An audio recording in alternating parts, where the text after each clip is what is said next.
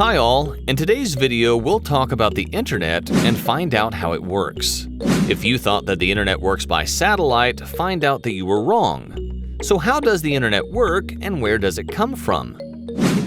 Before starting this video, don't forget to activate the subtitles and smash the like button.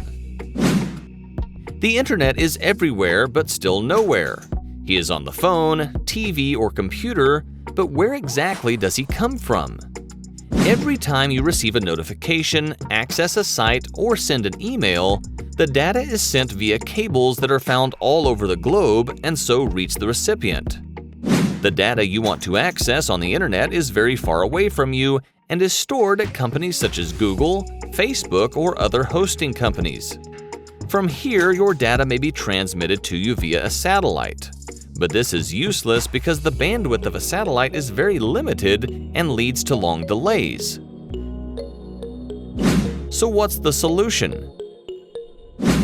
Well, find out that data on the internet circulates mostly through fiber optic cables that cross the earth under seas and oceans among sharks and other strange creatures.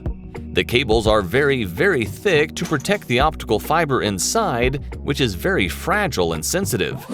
These cables are connected to landing stations located on the shores of the oceans, and from there the internet goes to an entire continent, forming a huge network. If we found out where the internet comes from, now let's see how it works. To better understand, let's take a concrete case. Let's say you want to access certain data from the internet from a phone or a laptop that is connected to the internet via cable or Wi-Fi via a router. The data you want to access, for example a video on YouTube, is stored in a data center on an SSD of a server. But how does this data get to you? Any device connected to the internet is identified by a unique group of numbers called the IP address. And the IP address of your phone or laptop, for example, is given by your internet service provider. Also, the server where the data you want to access is stored also has an IP address. So, through the IP, the information has a sender and a recipient. Moreover, if you want to access Google.com, for example, it also has an IP address hidden under a domain name to be easier to use. Because for us humans, it's much easier for us to remember Google.com than to remember numbers like 105.39.4.284. This is where DNS technology comes in, which works like a phone book. Specifically, DNS associates a name for each website IP address in the world. From here, this data request that you made is transmitted to the respective server and the data transfer to you starts.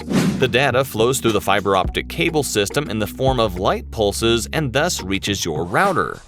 From here, the data is transmitted by the router in the form of electrical signals via internet cable or Wi-Fi. But what if you use the internet through mobile data? Well, the signal is transmitted through the same optical cables to a cell tower, and from here the internet is transmitted to you in the form of electromagnetic waves. In the end, I think it's quite important to know what the internet is and where it comes from, given that we use it daily, and without it our lives would have been much harder in all respects. Thanks for watching. Don't forget to subscribe and share this video. See you in the next video.